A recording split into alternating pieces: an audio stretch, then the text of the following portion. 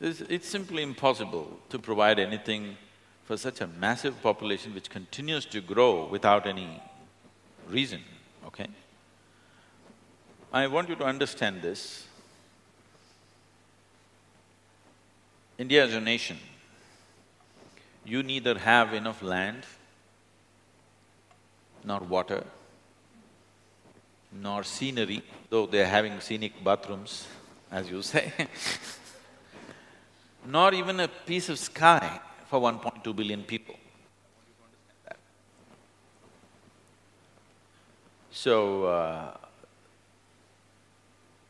everybody, the administration, the political leadership, and everybody's talking about everything except reducing population, which is the essence of all that we have across the planet. At the beginning of 20th century, at the beginning of 20th century, human population on this planet was around 1.6 billion people. Today we are close to 7 billion people. In 100 years, 4 times over, it's just irresponsible reproduction.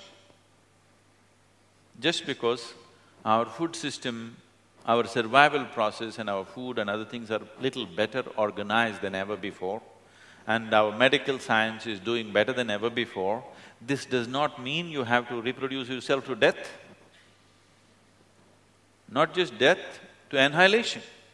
Today you're talking about ecological problems, save the planet. You don't have to do anything to save the planet. I don't have to waste my time going about planting trees across the country.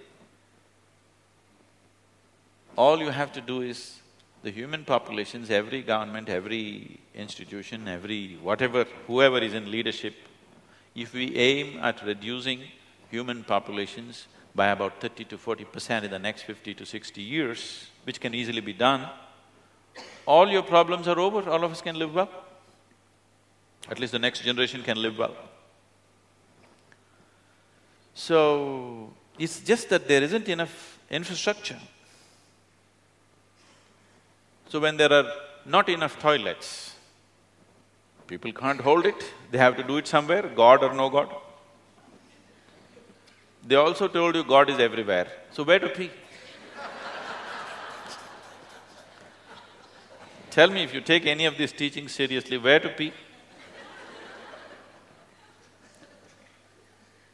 When I saw people did not know how to maintain toilets in the very beginning, when we started the ashram, I put up a small note in every toilet. When they close the door, we just put a note, divine is here also. So whatever you do it consciously. When you leave it proper.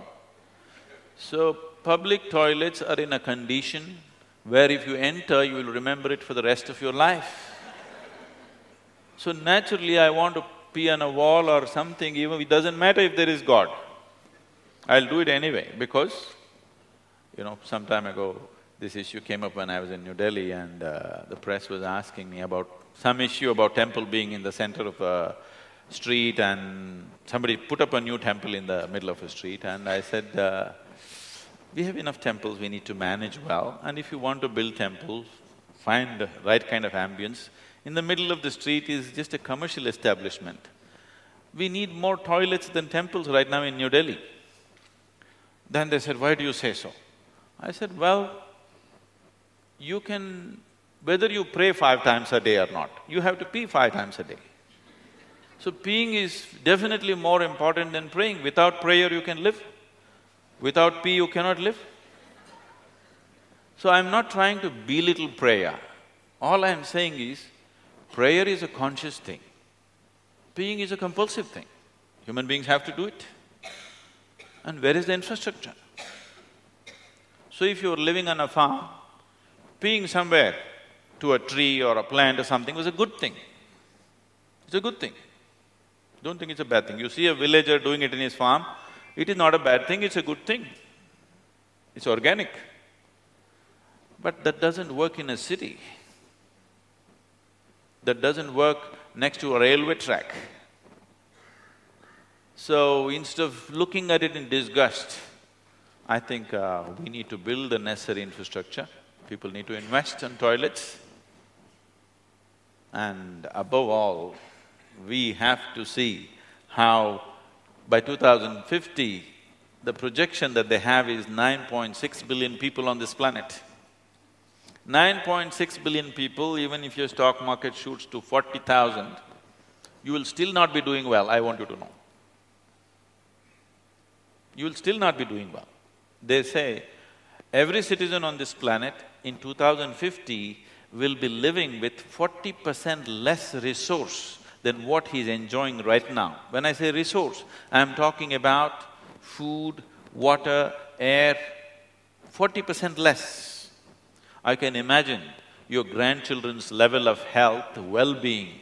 Oh, there'll be no well-being. It doesn't matter how much wealth, there'll be no well-being. So, nobody is willing to address it because they're only thinking of next election. Okay? I think all responsible people in the society have to stand up and speak about this because it's disastrous to go on reproducing endlessly. It's not necessary for everybody to have children, really.